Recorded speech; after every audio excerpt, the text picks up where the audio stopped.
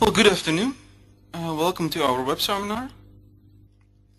For those of you who haven't seen me before or heard me before, I'm Arco de Vos. I've been working for AOPEN roughly 10 years now. Well, this is our latest model, the DES4100. All of our digital engine models share the same dimensions and can be fitted in our mounting solutions. Well, the DES4100 sort of deviates from that form factor, and this is why we called it the DES instead of the E4100. So this model cannot be fitted in all of our mounting solutions. The DES4100 is an entry-level system. It's based on an AMD SoC for x86 systems. To be specific, it's based on the GX420CA. Which is a quad-core 2 GHz SoC. Some of its features, and I'll explain more later. It's a dual-head video card, so it can support 2 independent displays.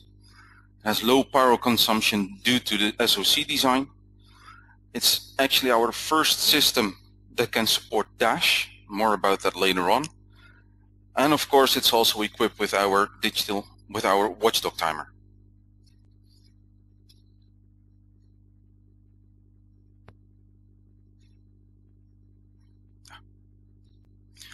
Well, these are all the specs of the system.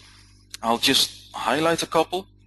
Well, as mentioned, it's a SoC-based system with a TDP of only 25 watts.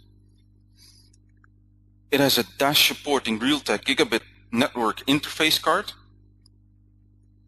It has 2 mini card slots. The full size supports mSATA cards, and the half size can be used for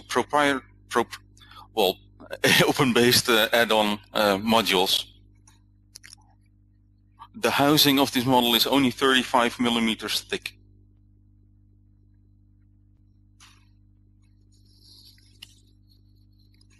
Well, these are all the connectors.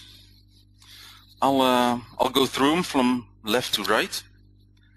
First, we have the extended power switch, and that can be used if the system is built in a kiosk, for instance. You just use a couple of wires and connect them to an extra switch, and then you have the extended power switch. Then we have the power connector, and that can be fed with 19 volts, which is supplied by the adapter we supply with it. But it can also be fed with 12 volts, DC of course. Then we've got 2 HDMI ports. HDMI port 1 can support a 4K resolution for the desktop. The system itself cannot really support 4K media because the media cannot be accelerated. So we do not promote it as a 4K media player. Above the HDMI ports we have the serial port RS232. Then we've got 2 USB 3 ports. Then is the RJ45 for the network, and 2 USB 2 ports. Then we have the 2 audio ports, that's microphone in and audio out. The port surrounded by the blue square, it's actually an add-on card.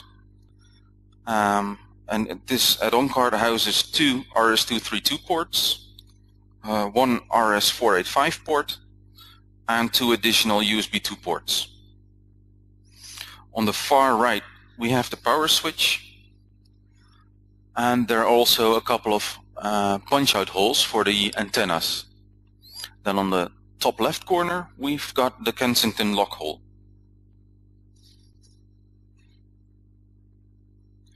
Now look inside the system. We took off the top cover, then you see the bare system itself. What you see now is the main board, and I'll highlight a couple of the components. First we've got the SoC, which is normally covered by the heatsink. Then we've got the DIMM sockets. We've got 1 half-size mini card and 1 full-size mini card. And we've got the SATA port with integrated power. And then the The hard drive itself is covered by the hard drive bracket on the bottom left.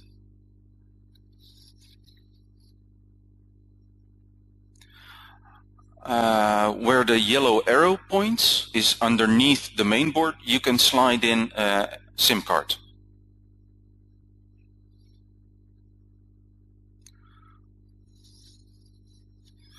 This is the inside with the heatsink in there and with the add-on card. There's the heatsink and there's the add-on card. We are working on a couple of versions of the add-on module. So far we only have this one, but we're open to suggestions. Well, this model is the first to have a couple of new features. They're listed here. Most likely these features will be adapted in future releases of digital engines as well. As mentioned, this is the first system to support Dash. First, some general information on Dash, as is relatively unknown. It stands for Desktop and Mobile Architecture for System Hardware. A lot of people have heard of Intel's AMT. Well, Dash is sort of similar to AMT. Dash is a DMTF standard. Basically, it's designed for remote out-of-band management of systems. As Dash is OS independent, the hardware needs to be compliant to it.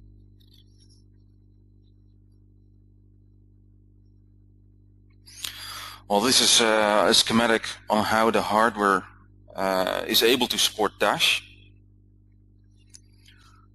You also see that the management console is connected in a LAN, so local area network. The system is not designed to work over the internet. However, it's not impossible. When you set up port forwarding in your internet router, it should be able to work over the internet as well.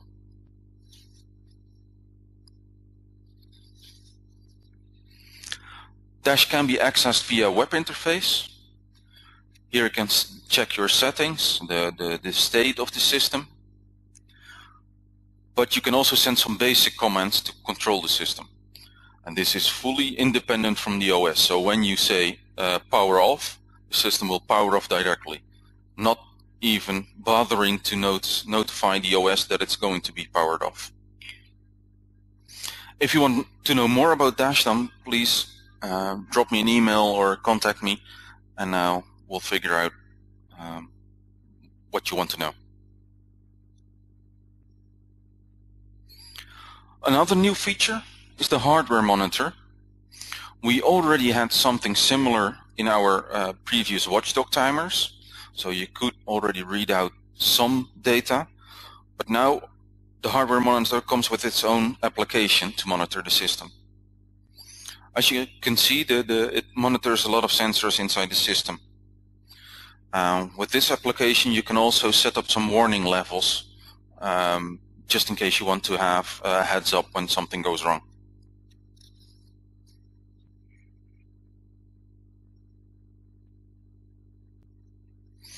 All our digital engines have a BIOS option called the Wake on Real-Time Clock, WORTC. But that function has very limited functionality. We've had many requests from the field if we could provide some sort of Windows tool to access that function.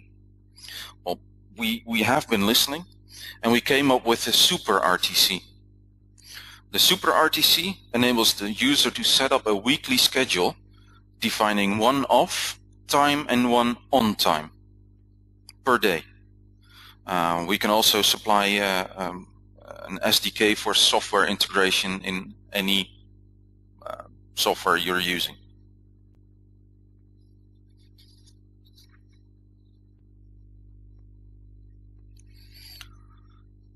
Well, this is an optional kit for the DES4100.